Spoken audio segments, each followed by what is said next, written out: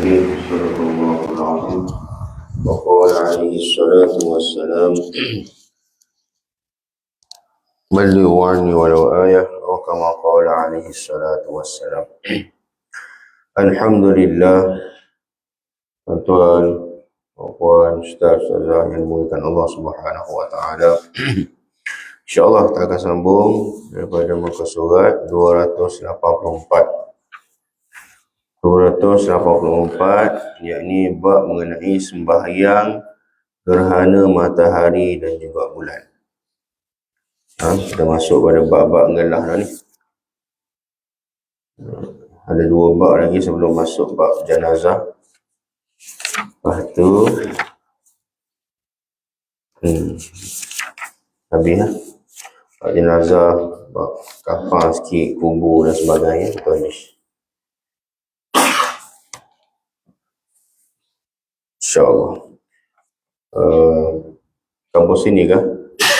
Tak boleh. Bincang dengan siapa dah? SU lah. Ading kita.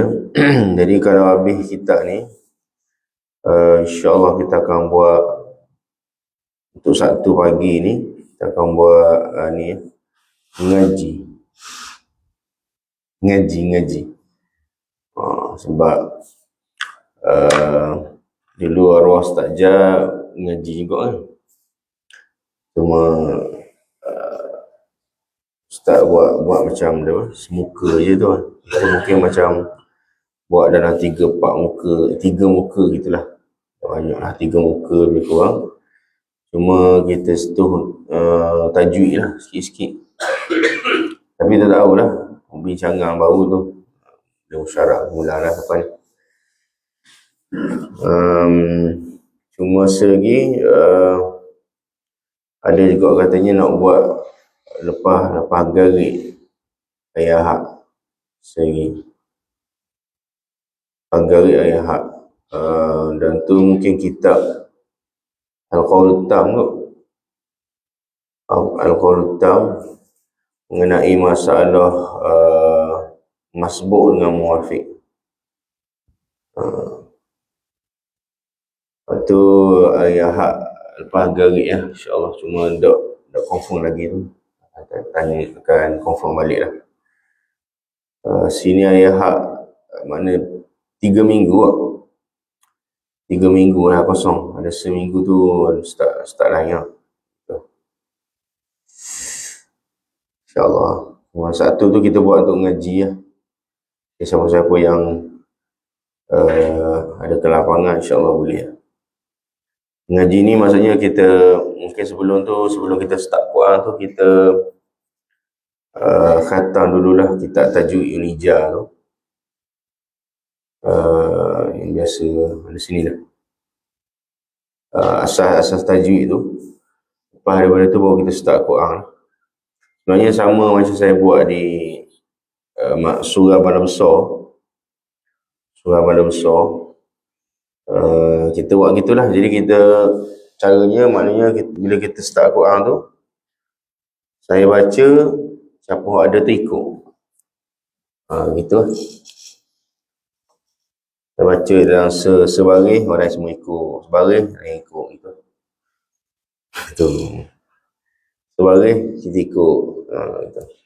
Dia boleh 3 muka, lebih kurang boleh lah. Kita buat gitu lah. Sebab kalau nak panggil seorang-seorang, mungkin ada orang sedia, mungkin ada orang sedia.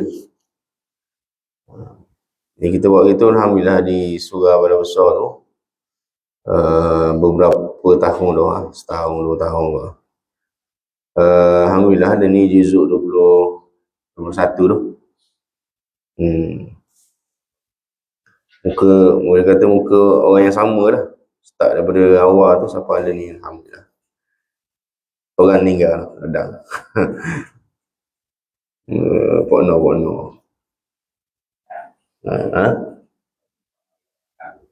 Mana? Orang mari tu bandar. Dok bandar. Ya. Apalah. Okey, insya-Allah kita. Tapi itu dalam perbincangan lagi lah. Boleh musyarak mula dengan pengusi semua dah, insya-Allah. Baik, 284 insya-Allah. Bab mengenai sembahyang gerhana matahari dan bulan. Baik, pengertian. Al-kusuf, yakni maksudnya gerhana matahari. Pada bahasa digunakan ketika mana cahaya matahari terlindung. Bila mana cahaya matahari terlindung, maka kita akan panggil kusuf lah. Contohnya kasafatis atau kusifatis syamsu, telah terlindung matahari. Itu. Sama ada sebahagiannya atau kesemuanya. Dan begitu juga al-khusuf, yang ini gerhana bulan, digunakan ketika cahaya bulan terlindung. Bila cahaya bulan terlindung, sama ada sebahagian atau semuanya. Okay? Khusifal qamar, maksudnya telah terlindung oleh bulan. Okay, jadi itu sikit beza dia, kaf dengan kha. Walau bagaimanapun, kedua-dua kalimah ini boleh digunakan dengan makna gerhana matahari atau gerhana bulan. Walaupun gitu, khusuf gerhana matahari, khusuf gerhana bulan, tetapi boleh je guna mana-mana pun. Jadi gitu. Ataupun dia gini, dia pilih senama, biasanya dia pilih mana yang lebih masyhur lah. Contoh ni matahari bulan kan. Biasanya dia ambil hak matahari lah. Khusuf, sebab matahari lagi besar. Khusuf, kemudian dia buat jadi double, ataupun dia jadi dalam bahasa Arab dia tasniah kan. Jadi dia panggil kusufain ataupun kusufan. Jadi kalau kita terjemah, jadi dua gerhana matahari. Kusufain. Dua gerhana matahari. Tapi maksud di situ adalah gerhana matahari, gerhana bulan. Cuma dia ambil senama yang lebih glamour antara dua tu, dia duakan nama tu. Jadi benda ni biasa bermain, biasa berlaku dalam bahasa Arab biasalah. Bahasa kita mungkin tak kot. Bahasa kita tak ada kita. Dua benda kita guna senama je, tapi kita buat ni tak ada bahasa ni. Okay. Tapi bahasa Arab biasa. Bahasa Arab biasa. Contohnya banyaklah. Abu Bakar, Abu Bakar dengan Umar, biasanya dia panggil Umarain.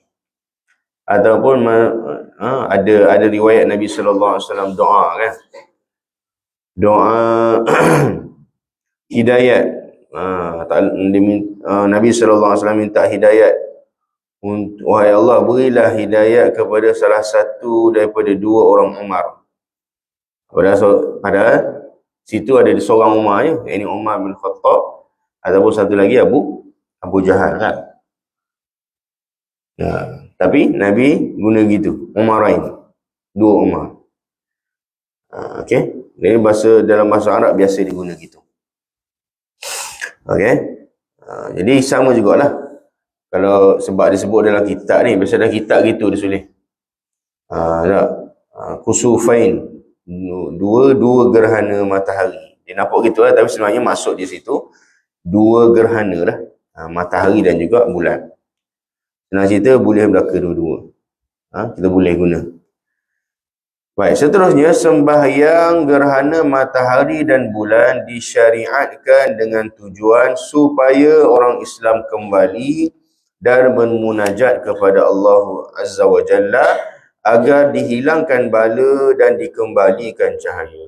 Senang cerita adalah satu tanda daripada tanda-tanda kebesaran Allah Subhanahu wa Ta'ala. Tujuan dia seperti mana cahaya terhalang daripada matahari, daripada bulan, maka memerlukan kepada orang Islam supaya kembali pada Allah, bermunajat pada Allah, minta pada Allah Subhanahu wa Ta'ala agar dikembalikan cahaya.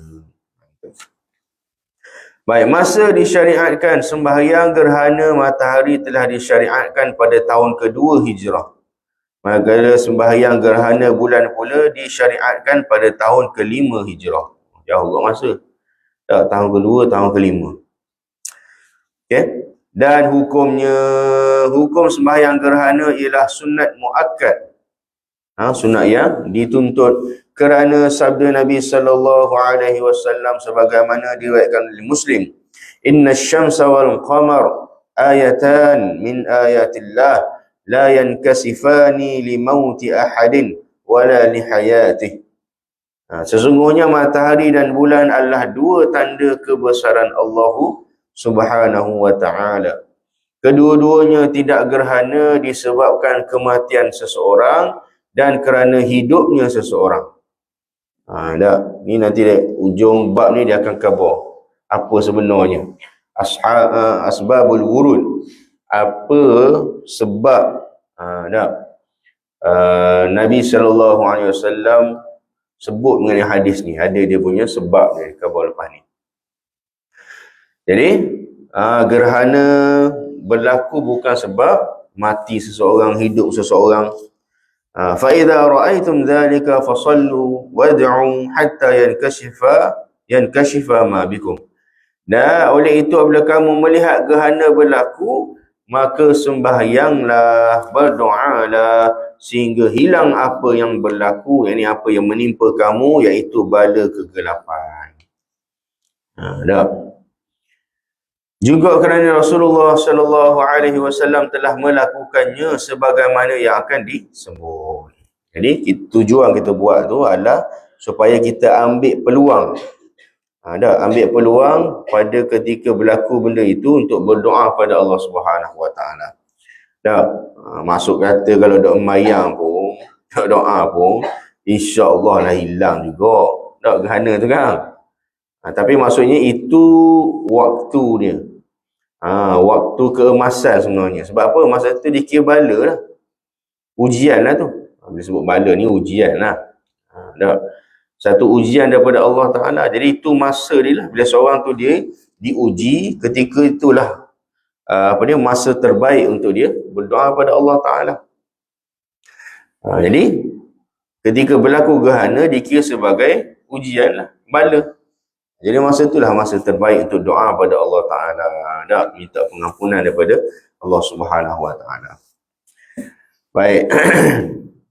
Perintah sembahyang dalam hadis di atas tidak ditafsirkan dengan makna wajib.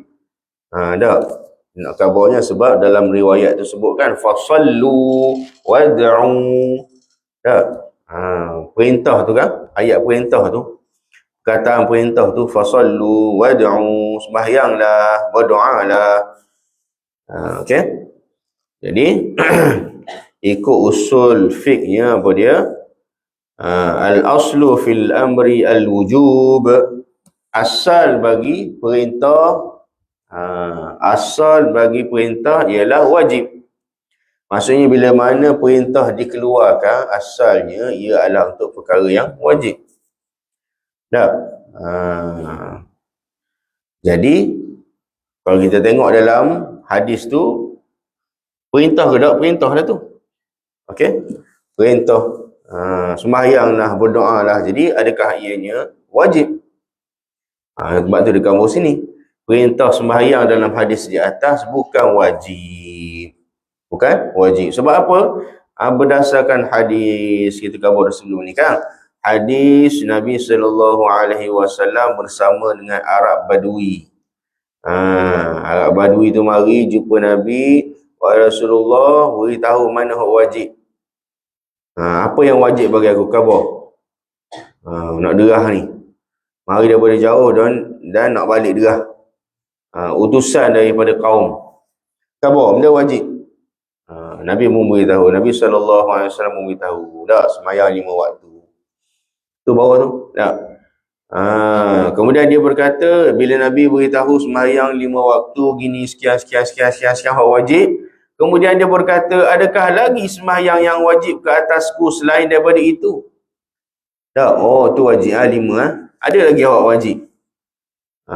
Rasulullah SAW menjawab, la illa an tatawwa'a. Tidak melainkan kamu lakukan yang sunat. Mana tak ada lah.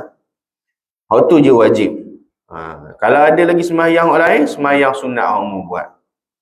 Hadis ni menjadi kita panggil core lah, kita panggil asas utama dalam mazhab kita. Yang ini selain daripada 5 waktu sehari semalam, tak ada lagi sembahyang yang diwajibkan.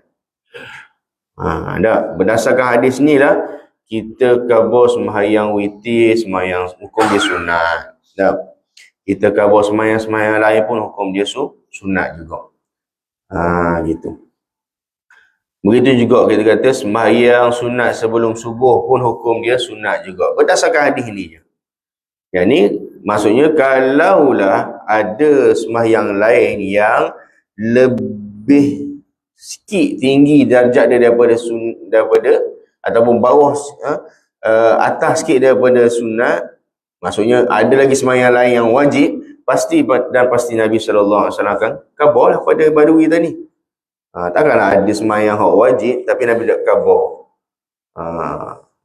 Kawan tu sebagai utusan daripada kaum dia. Kalau tak kabar habis ada lagi waktu ya. Kaum dia akan amalkan. Nabi kata tak. Ni je wajib kabar. Jadi berdasarkan hadis itulah, hadis ni kita kata segala sembahyang hak lain selain daripada 5 waktu, hukum dia adalah termasuk sembahyang sunat sebelum subuh, sembahyang witir pun adalah sunat juga. Nak kabarnya sebab di sisi mazhab lain, contohnya mazhab Hanafi, sembahyang yang kita sebut tu semua hukum dia adalah wajib. Hukum dia adalah wajib. Mana kata kalau dah buat di sisi mereka dosa lah. Dosa langgar benda hak wajib. Witir. Dan mazhab Hanafi pun mereka ada dalil mereka sendiri. Sebab apa mereka kata benda tu wajib? Sebab muwazabah daripada Nabi sallallahu alaihi wasallam. Adanya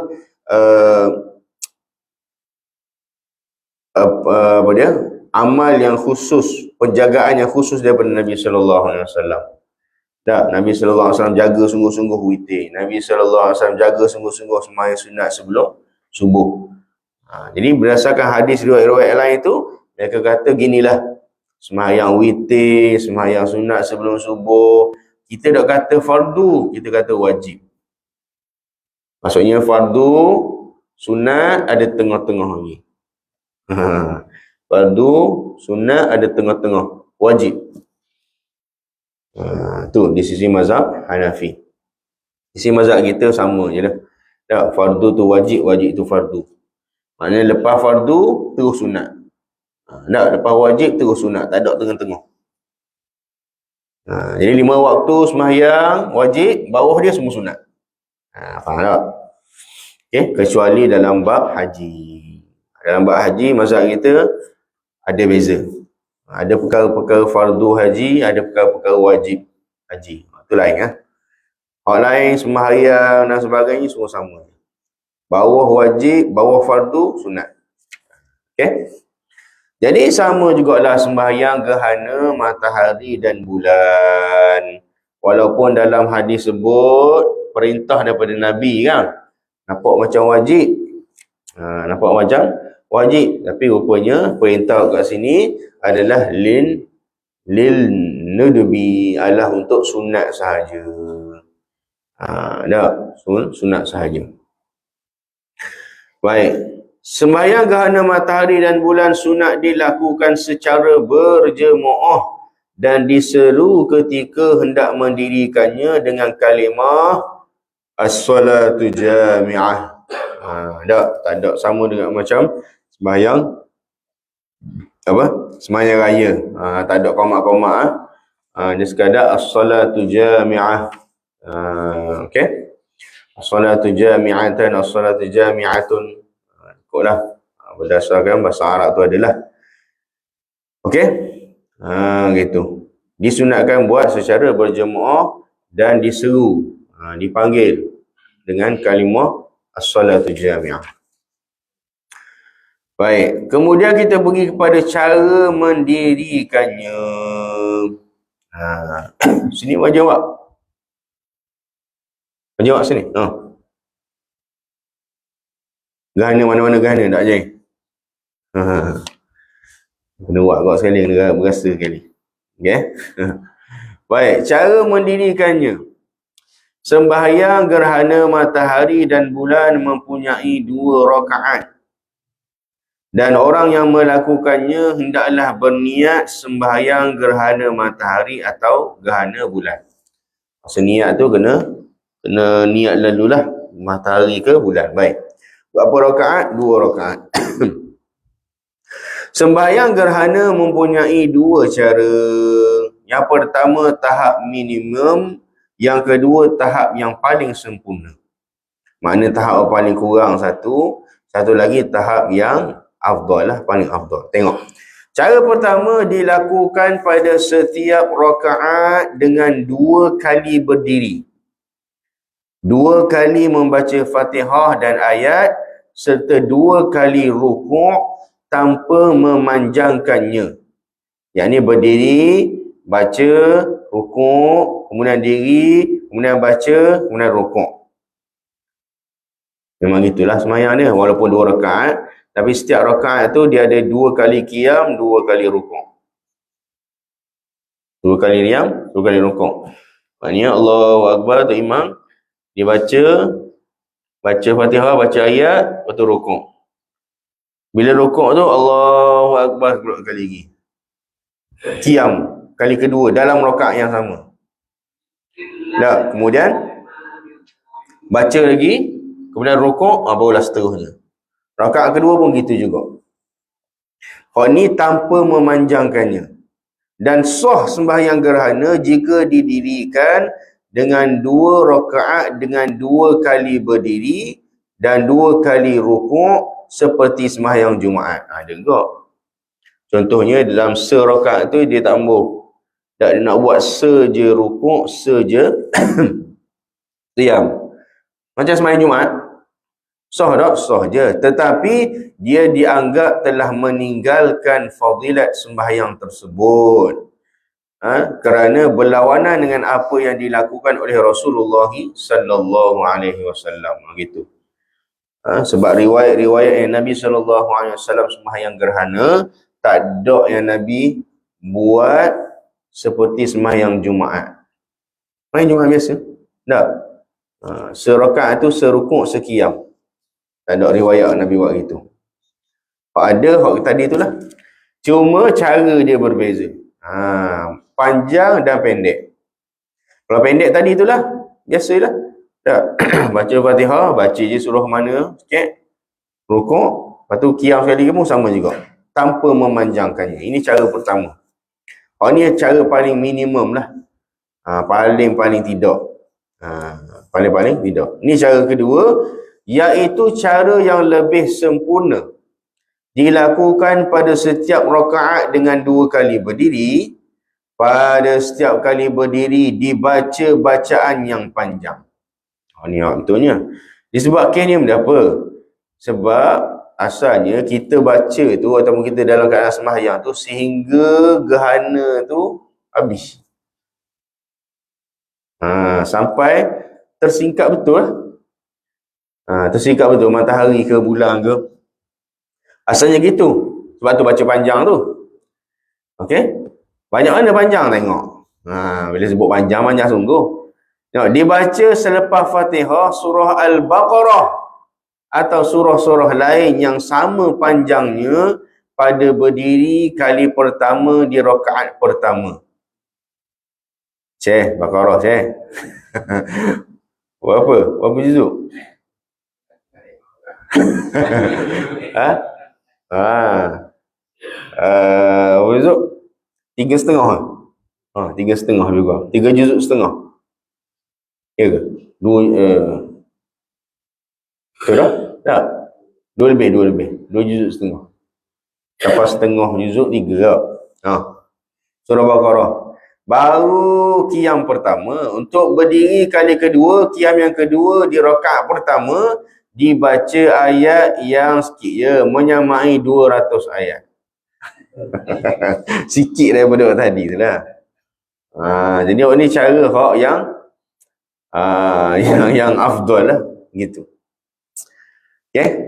Ni baru rakaat pertama lah. Manakala bacaan ketika berdiri kali pertama di rakaat kedua ialah sekadar 150 ayat. Dan bacaan ketika berdiri kali kedua di rakaat kedua ialah bacaan yang menyamai 100 ayat surah Al-Baqarah. Menyamai 100 ayat surah Al-Baqarah. Surah Al-Baqarah ayat ya muka tu panjang-panjang kok. Seayat tu. Pendek-pendek lah. Tapi 100 ayat gitu. Kemudian apabila rukuk, maka dipanjangkan sehingga menyamai lebih kurang bacaan 100 ayat. Gitu lah. Rukuk tu pun gitu juga. Tak? Dipanjangkan tasbih tu gitu. Dan rukuk kedua dipanjangkan sekadar 80 ayat. Rukuk ketiga, maksudnya rakaat kedua tu, sekadar 70 ayat. Dan rukuk keempat, sekadar 50 ayat. Ni cara orang sempurna. Tak? Cuma nanti di khabar ada beza sembahyang gerhana matahari, gerhana bulan. Tak? Beza ke mana? Dari segi bacaan. Sebab gerhana matahari dibuat pada waktu siang. Bila waktu siang sembahyang dalam keadaan sirri. Tak? Sembahyang sirri, sembahyang diam. Jadi bayang kalau semua baca imam yang baca surah Baqarah. Tak? 2 juzuk lebih tapi senyap. Lagi ya. Kurang-kurang. Sebab tu kalau gerhana bulan, Tok Imam baca kuatlah sebab semayang malam jihri. Waktu boleh tahan kira sikit. Boleh tahan kira sikit. Lepas tu dari segi panjang rasanya mana? Gerhana mana panjang? Matahari panjang ya? Rasanya. Gitu. Jadi sepatutnya selama mana masih gerhana tu sepatutnya dalam semayang lagi. Semayang lagi. Dia bayang 2 juzuk lebih senyap. Tak imam seorang je. Gitu. Tapi betul lah tu cara paling ni lah. Tapi kalau tak pun cara pertama tadi tu. Dia ada, sekadar ada. Baik. Bila dah selesai semayang belaka, apabila semayang telah sempurna, maka imam bangun berkhutbah dengan 2 khutbah. Dia semayang macam semayang raya kot. Semayang dulu. Dan rukun-rukun syarat-syarat adalah sama dengan 2 khutbah Jumaat dengan mendorong orang ramai supaya bertaubat dan melakukan kebaikan serta memberi ingatan agar tidak lalai dan terpedaya. Mana kandungan isi tu, khutbah tu, teks tu mesti gitulah. Menyeru supaya bertaubat, jangan lalai, taubat daripada maksiat dan sebagainya. At-Tirmizi meriwayatkan daripada Samurah bin Jundub. Dia berkata, kami telah sembahyang gerhana Al-Kusuf bersama Nabi sallallahu alaihi wasallam. Kami tidak mendengar suara bacaan daripadanya. Nampak? Ya. Nabi buat waktu lah. Afdal tu lah. Bayang lah. Dan Nabi baca dengan cara Nabi baca lah. Dengan tartilnya. Macam mana sahabat duduk belakang. Al-Bukhari dan Muslim meriwayatkan daripada Aisyah radhiyallahu anha, Nabi sallallahu alaihi wasallam menyaringkan bacaannya pada sembahyang gerhana bulan. Jadi memang sabit daripada Nabi sallallahu alaihi wasallam cara bacaan tu, kuat dan juga perlahan. Difahami daripada kedua-dua hadis di atas bahawa hadis pertama membawa maksud sembahyang gerhana matahari kerana ia berlaku pada siang hari, dan hadis kedua membawa maksud sembahyang gerhana bulan kerana ia berlaku pada waktu malam. Lagi dalil yang menunjukkan cara yang kedua ialah hadis riwayat Bukhari dan Muslim. Gerhana matahari telah berlaku pada zaman hidup Nabi sallallahu alaihi wasallam. Baginda sallallahu alaihi wasallam keluar ke masjid. Kemudian baginda berdiri bertakbir dengan diikuti orang ramai di belakangnya. Baginda membaca bacaan yang panjang, kemudian bertakbir lalu rukuk dengan rukuk yang lama. Ini rukuk yang pertama tu lah. Kemudian baginda mengangkat kepala sambil berkata, Sami'allahu liman hamidah. Allah mendengar mereka yang memujinya. Rabbana lakal hamd. Maknanya bukan bangun daripada rukuk tu sami Allahu liman hamidah juga. Bukan takbir. Kemudian berdiri semula serta membaca bacaan yang panjang tetapi kurang sedikit daripada bacaan ketika berdiri yang pertama. Sebab tu dia ulama qadarkan tu berapa? 200 ayat lebih kurang. Kemudian baginda bertakbir dan rukuk dengan rukuk yang lebih pendek daripada rukuk yang pertama. Kemudian baginda berkata sami Allahu liman hamidah rabbana lakal hamd. Dan terus sujud. Menurut riwayat yang lain, baginda telah memanjangkan sujudnya. Ada juga. Kemudian baginda lakukan pada rakaat kedua seumpama yang dilakukan pada rakaat pertama sehingga sempurna 4 rukuk. Iaitu 4 kali rukuk, 4 kali sujud. 2 rakaat tapi 4 kali rukuk, 4 kali sujud. 4 kali sujud. Sebab serakaat 2 sujud kan. Dan 2 kali qiyam ya. 2 kali qiyam bagi 1 rakaat. Dan matahari mula muncul sebelum baginda selesai sembahyang. Nampak? Tujuan ni. Sebab apa baca panjang tu? Supaya sehingga matahari tersingkap lah. Gitu. Kemudian baginda bangun berkhutbah pada orang ramai dengan dimulakan pujian yang selayaknya bagi Allah dan bersabda, sesungguhnya matahari dan bulan adalah 2 tanda daripada tanda-tanda kebesaran Allah Ta'ala. Kedua-duanya tidak gerhana disebabkan kematian seorang dan tidak kerana hidupnya seseorang. Oleh itu, apabila kamu melihat kedua-duanya berlaku, maka kembalilah kepada sembahyang, yakni berdoa kepada Allah Ta'ala. Tak, kedua-dua tu berlaku ialah tanda daripada Allah. Tapi pada masa yang sama adalah satu bentuk ujian juga, satu bentuk bala juga. Seperti mana kita diperintahkan untuk sembahyang, berdoa pada Allah Ta'ala bila ada ujian, maka ini pun satu bentuk ujian juga. Matahari hilang cahaya kan, bulan hilang dia punya sinar dia, pun bentuk bala juga, satu bentuk ujian juga. Jadi sebab tu disyariatkan dah supaya kita mana sembahyang ni lah. Dan riwayat yang lain baginda bersabda, apabila kamu melihat berlakunya demikian, yakni gerhana matahari bulan, berdoalah pada Allah, bertakbir dan bersembahyanglah serta bersedekahlah. Ni baru dia khabar. Sebab apa ni? Asbabul wurud kita panggil tak? Sebab apa? Apa sebabnya Nabi SAW sabdakan hadis yang kita sebut tadi tu? Peristiwa gerhana matahari yang disebut dalam hadis di atas adalah bertepatan dengan hari anak baginda yang bernama Ibrahim meninggal dunia. Seperti mana kita tahu Nabi SAW adalah anak-anak lelaki baginda termasuk ni Ibrahim ni. Kalau tak silap Ibrahim ni daripada Maria Qibtiyah dah.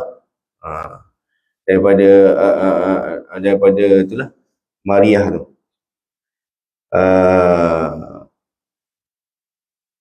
Jadi bila lahir, tak lama kemudian meninggal dunia lah. Sempatlah namanya Ibrahim. Nak jadikan cerita bertepatan hari meninggalnya tadi tu berlaku apa dia? Gerhana matahari.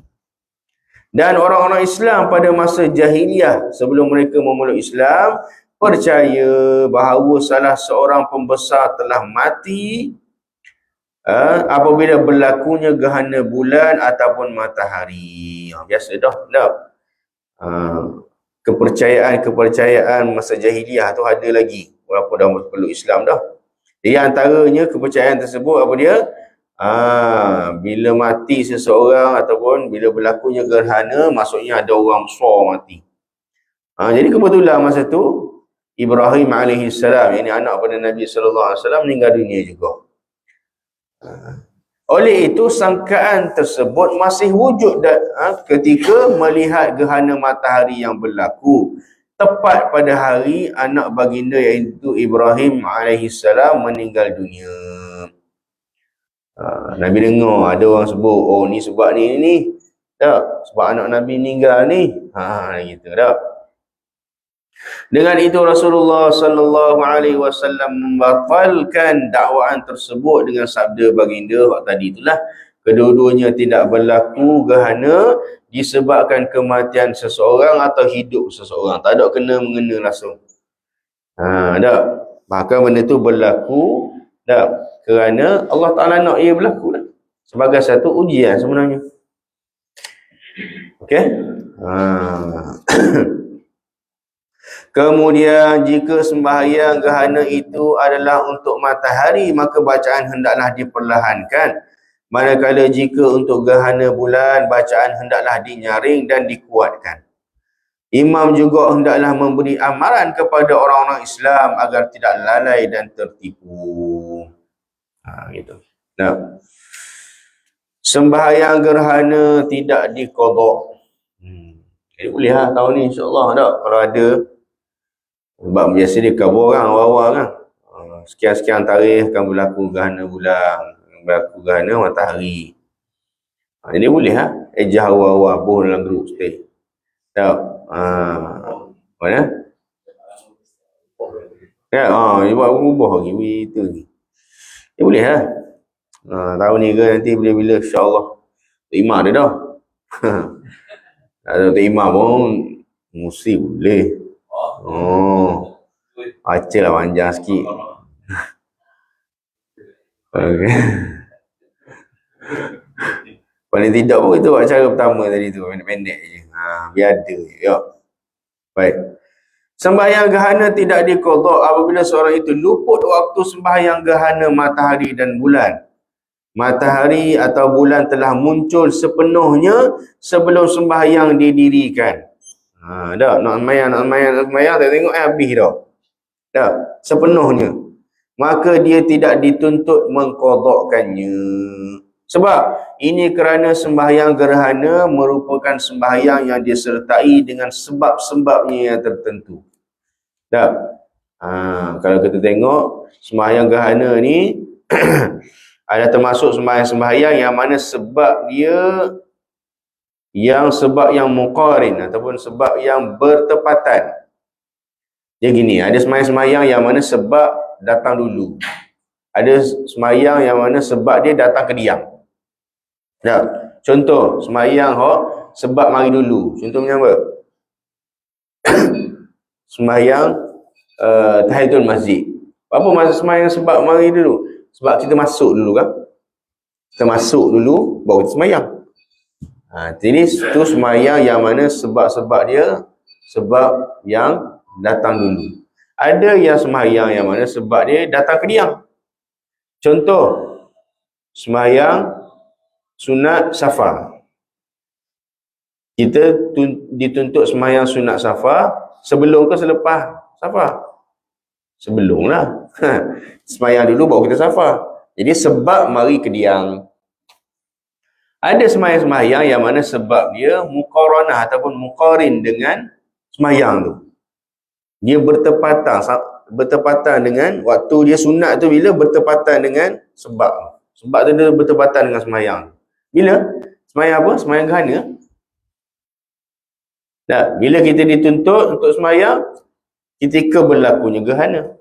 Bila tak ada dah sunat tu, bila mana? Tak ada lah gerhana. Jadi sebab tu kalau lah gerhana tu dah sepenuhnya habis, maka tak ada lah sebab kesunatan tu tak ada lah. Okey? Jadi apabila sebab tersebut hilang, luputlah tuntutan mendirikannya.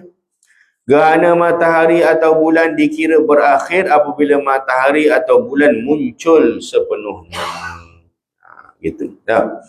Rasanya dok memayang pun matahari muncul kok. Tak gerhana hilang kok. Tapi tu waktu yang kita nak.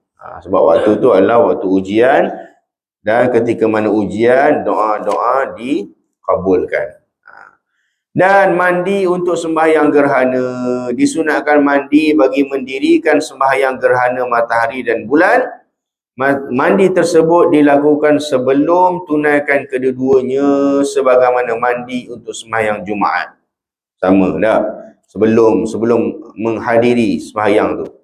Ini kerana kedua-dua sembahyang gerhana mempunyai maksud yang sama dengan sembahyang Jumaat. Dari segi mana? Dari segi berhimpun dan disunatkan berjemaah. Seperti mana sembahyang Jumaat. Sebab apa kita disunatkan untuk mandi? Sebab kat situ kita akan kumpul, tak? Akan bersama-sama dengan orang. Jadi nak elokkan daripada kita susahkan orang dengan bau badan kita dan sebagainya, kita disunatkan mandi. Seperti itu jugalah untuk kumpul kita sembahyang gerhana pun sama juga. Sebab kumpul tu. Sebab tu kita disunatkan untuk mandi juga. Okey, wallahu alam. Lebih baik daripada Allah Taala, lebih kurang daripada kelemahan saya. Tasbih kafarah. Subhanallah bihamdihi, subhanakallah. Apa? Seorang dia boleh ya. Disunatkan berjemaah lah. Kalau seorang tak ada lah sunat mandi tu. Tak ada rumah. Nak pesan boleh pesan diri je. Kalau ada boleh. Boleh. Boleh. Lagi besar jemaah lagi besar tu dah. Wallahu a'lam. Assalamualaikum warahmatullahi wabarakatuh.